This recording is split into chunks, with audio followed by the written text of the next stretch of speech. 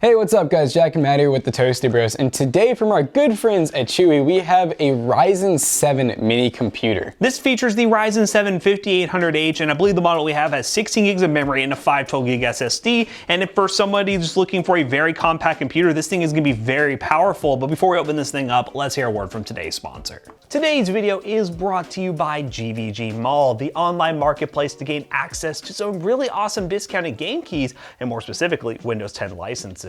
With Windows 10, it is so easy just to go onto the website using the link in the description down below, and then go to that Windows 10, click buy it now, add code TB20, then go to the checkout, put in your payment info, and then boom, you will get within a few seconds or a few minutes an activation code that you will go into Windows 10, put in the activation code, and it is fully legit. It will work out of the box, and you will have a fully activated Windows 10 license. We use GVG Mall for all the PCs we build here at the Toasty Bros, and so should you. So definitely check the link in the description down below and use code TB20 to save money on checkouts. So of course, in typical Toasty Bros fashion, we like really stretching the budget gaming computers, and this would probably be considered budget for most gamers out there, considering the fact that it's going to be under $800, but we're going to test, will that 5800H play games well? We know for a fact this thing will be amazing for office and productivity work, and we know that it'll definitely play some games, but how well will it play them? So let's just go ahead and open this thing up and see what's inside. So I really like the way that Chuwi kind of did some different advertising for once. Normally, these things start to blend together. I mean, mini PCs are made by the plenty. Chuwi is definitely one of the bigger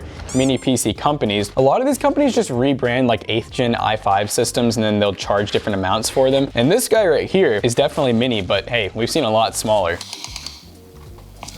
Ooh, that's kind of small.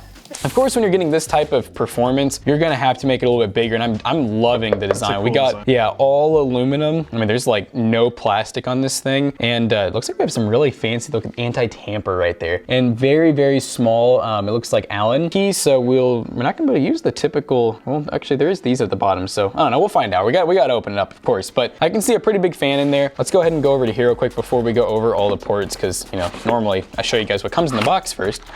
It looks like a pretty good sized power brick. It's a Hunt key, which is a pretty reputable brand, and it looks like it is 90 watts. So really not too power hungry, considering we've had some laptops that are like in the 200 watt range. Nothing else in here. Yeah, definitely not too complicated. It's very, very simple. So now what we're gonna do is go over the ports on this. I'm having trouble getting a box up right now. Anyways, so speaking of box, we have the RZ box here, and this is the front of the computer. We have a USB Type-C, we have a single USB, I assume to be 3.2, but it's not color labeled. 2 audio jacks, so one for input, one for output. On the sides, we have nothing. On the back, it looks like we got quite a bit. So we have 2 USB 3s, I guess it could just be USB 2s, so it looks like 2 of those. Dual Ethernet, which is pretty cool. I assume they're both gigabit. We have a VGA out, HDMI, and DisplayPort. Definitely weird to see VGA out on one of these. Normally you only get like DisplayPort and HDMI, or only one, but we got 3 displays and all the adapters pretty much, and then we have our AC power jack. So yeah, the model we have right here, once again, is the Ryzen 7 5800H, 8 cores and 16 threads with a boost clock all the way up to 4.4 gigahertz. And we also have a 512 gig SSD, which I believe is NVMe, and 16 gigs of RAM, which should be dual channel, but we're gonna verify that by opening it up and see what's inside. Maybe. Well, definitely, we might have to get the little Allen key. We might have to avoid that warranty, which I have to get the Allen. Terrified of doing, but you know. Gotta do what we gotta do for the content. Okay, the reason that they do that is they give you an easy upgrade path, so if you get into this, you're starting to get into like the CPU side of things, but wow, look at this. So we have a buy-in, which I think we've seen once or twice, 512 gig SSD. It doesn't say if it's NVMe, but it's definitely not like the standard SATA, so I would assume it's NVMe. And look at single channel? A whole nother slot though, so that's pretty cool. Now, yes, one thing that sucks is we have a single stick of RAM, 16 gigs. Is it a decent speed? It's buy-in again. It says 16, 2x8. Well, that... Okay, it says 16 gig and then it shows 2R8, but I think I'm just reading that dumb. So 16 gigs, 2666, so pretty slow, and it's only single channel. It's not like the end of the world, it's still gonna play games, but if you were able to buy like an 8 gig stick, I know it'd be weird to have 24 gigs of RAM, but it'd be plenty for every game, and you'd have dual channels so that RAM can work together rather than only relying on one stick. So definitely a little bit of a downside there. We'll probably lose, I'd say like 10 to 30 FPS in most games, only having a single stick of RAM, but we'll have to see. So yeah, what we're gonna go ahead and do is load this thing up with some video games and also some just general office tasks that you might use for this thing, maybe a little emulation here and there. There's a lot of things you can do with these Ryzen APUs, especially in this compact form factor, and see if it's something you should pick up. So let's do that. Let's do it. Alright guys, now that we have this Ryzen mini PC all booted up and ready to go, let's talk about a couple benchmarks real quick. Now we decided to test this mini PC in a handful of titles, those being Fortnite, Halo Reach, TF2, and a couple of other, well, synthetic tests, which we'll talk about here in a second. Now, yes, these mini PCs can do some gaming, but that's not their primary focus. It's mainly content creation, especially when it comes with like a high-end Ryzen 7 like this, like the 5800H, but you can do some gaming with those Vega 8 graphics, and that's the beauty of, well, laptop APUs and desktop APUs from AMD. And first up in Fortnite on performance mode, 80% render scale at 1080p. We got about 80 plus FPS, sometimes in the hundreds. I would imagine you could go up to 100% render scale if you wanted to, but I want to be a little bit safe and get a close to high refresh rate gaming experience in a game like Fortnite. Those Vega 8 graphics absolutely love Fortnite. You probably would even get better performance if you had a dual channel memory setup here. Having single channel on a mini PC is not great in my opinion. I'm not a huge fan that Chuwi went out of their way to do this, but if you wanted to upgrade it in the future, which is very easy to do, as you saw when we did the teardown of this mini PC, it's not that complicated and can give you much more performance down the road. Now, a game that didn't run great was Halo Reach on the Master Chief Collection. Main reason we tested Halo Reach is because I was hoping some of the older Halo games would run great on Vega 8 graphics, but 1080p, we only got like 30 FPS, which theoretically is what the console's played at, but I mean, we're on PC, we don't have a better gaming experience than the console, so we had to drop things down to 720p to get a close to 60 FPS experience playing Halo Reach.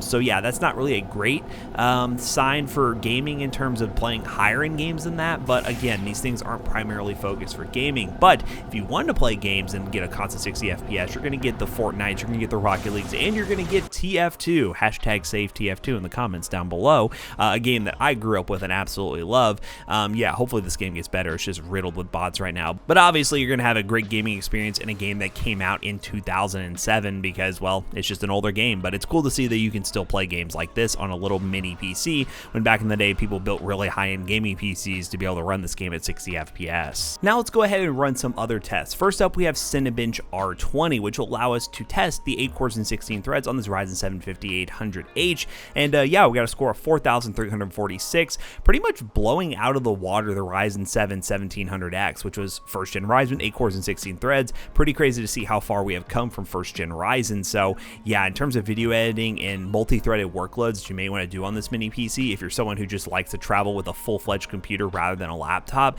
you're going to be very happy with the performance. Now, I do have to touch on one thing before we move on to the N64 emulation, which I did, which actually worked out pretty well, is the temperatures of this thing were kind of disappointing. It wasn't that the thing was downclocking at all, but it was staying in the high 90s, and how this thing is built, I would have thought the temperatures would be better, but I think the focus of this mini PC is just pushing the absolute limits out of this 5800H and making sure it stays at its rated high clock speed, and if that means sacrificing some temperatures, then so be it. I think most laptops wouldn't be able to run consistently at this speed without being a super chunky laptop, but yeah, this mini PC is really pushing that thing to its limits. Now, yes, the N64 emulation, I just want to show you guys that emulation is possible as well. I don't have a proper emulation like benchmarking setup yet, but I really do want to test more emulation on these mini PCs because it's a very popular community for things like this, these little portable consoles. So yeah, overall, I think this is a pretty awesome product. I'm not super thrilled with the temperatures as I mentioned, but this is more of an enthusiast thing that's just pushing the Ryzen 7 5800H to its absolute limits, and I really can't hate it for that. And if you're somebody in the market for a mini PC, you know this is for you, but if you're just a normal gamer out there, at the price point that this thing is at, you're much better off just building a gaming PC and not worrying about this. But it's still cool to see where these mini PCs are going and how cool they can actually end up being. So yeah, it was pretty fun to test this one. Let's bring Jackson back in here to wrap this video up real quick. Looking for the ultimate solution for your PDF documents? Then look no further than SwiftDo PDF, a program that lets you edit, convert, compress, merge, and e-sign PDFs all in one app, boosting your efficiency and productivity. Check the link down below to learn more and download SwiftDo PDF today. All right, we just finished benchmarking this little tiny gaming PC right here, and it worked pretty well. Definitely had some hotter temps in some games. I mean, this thing is just a pretty big metal box, and you don't really have like a ton of room for exhaust and whatnot, because it actually only looks like this part right here is cut out for intake and exhaust, and right back here. Other than that though, you don't really get much intake and exhaust. So definitely one thing to kind of keep in mind with this system, but overall though in gaming it performed really well and it never did actually overheat, so I can't really complain. So for a mini PC, there's a very specific market for these. If you're looking for a mini PC, you know you're looking for a mini PC. In theory, you could get a laptop with a dedicated GPU and that might be better for you. I mean, there's some gaming laptops at the price of this that come with dedicated GPUs, so that is something to keep in mind. But for those who are looking for a mini PC, you should definitely consider this Chuwi one by checking the link in the description down below. Big thanks again to Chuwi for sending this over for review, and let us know what you think down below. So as always, we hope you guys enjoyed today's video. If you did, check out our other two YouTube channels and also our twitch.tv/toastybros, and do not forget to like, comment, and subscribe. And we'll see you guys in the next one. Goodbye. So this specific mini computer right here will actually be for sale at PCBros.tech for obviously a discounted price. And on top of that, if you don't want a mini PC, we can build you a big boy PC as well. And you can get some gaming laptops. Please buy some gaming laptops and use code TOASTYBROS2 on checkout to save 2% on your order. PCBros.tech. See you guys later. Goodbye.